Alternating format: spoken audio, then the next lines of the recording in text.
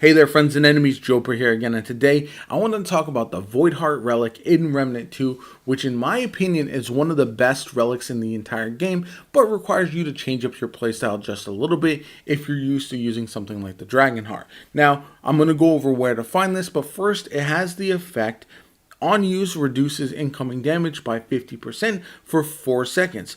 When buff ends, heals 100% of missing health over 0.75 seconds. So it's not going to heal you right away. If you're looking for an emergency last minute heal, this is not it. So keep that in mind, and you're going to have to, like I said, adjust your playstyle just a little bit if you're used to other relics that are going to heal instantly. Instead, what you're going to want to do is use this when you're not in danger. You're not trying to use this as a last ditch effort. You're going to use it, take a little bit less damage. The 50% damage resist is actually pretty massive, and then stay alive, and then eventually you'll be at full health. This allows you, if you're using something that has lifesteal but isn't healing you full health, you can stay in there and continue to tank damage, dish out your own damage, and then eventually you'll be back up to full health, and you can essentially rinse and repeat. So I really like this one. I think it's very, very good. In order to get it, it's not very difficult, but it is rather time consuming. So I'm going to give you some things to keep in mind. You're going to have to go through the entirety of the Nehrud storyline that starts in Seeker's Rest. If you don't have that in your campaign, or if you didn't do it in adventure mode, then you can re-roll until you do get that. You can obtain the Void Heart in adventure mode, so keep that in mind as well. Now, one of the things to remember is that you're going to have to go through the entire storyline, find the Seeker's Keys, go challenge the Guardian boss at the very end. Once you do that, you beat that boss, you're going to then take yourself back to the Gatekeeper, and then you're going to have to wait a period of time. I've seen online some people say that you can wait 12 hours. For me, it felt like it was 24. I kept checking back. And so that is something that you'll have to figure out for yourself. You're going to have to wait that period of time, real life time, not in-game time.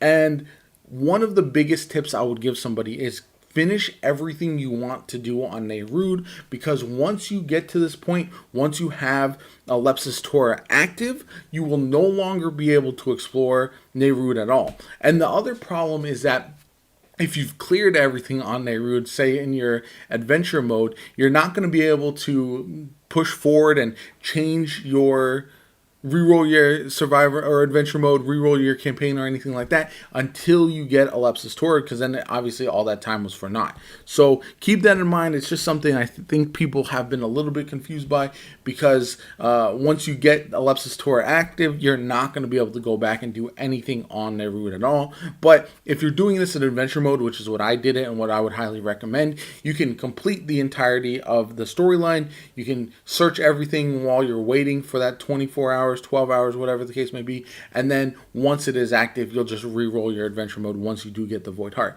Yeah, so from there, after you've gone back to the Custodian, you'll wait your time, and then you'll go do a Lepsis Tora, and there you will find the Void Heart. It's just going to be floating there. Pretty easy to see, nothing too crazy. You'll also get a ring from the Custodian as well, so keep that in mind. I don't think the ring is all that good, but that's why you want to make sure you go talk to the Custodian after you beat the final boss, but before you go to Lepsis Tora.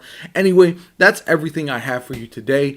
I really like this. I would highly recommend everyone get this as soon as possible, because it is a very, very good relic. Even if you don't use it consistently, with certain builds, it's going to be 100% the best relic to go with. So anyway, my name is Jopa. I hope you enjoyed the video. If you did, hit that like button, subscribe to the channel. Helps me out tremendously, shows you want to see more Remnant 2 content from me going forward. I really appreciate the support lately. It's been absolutely amazing.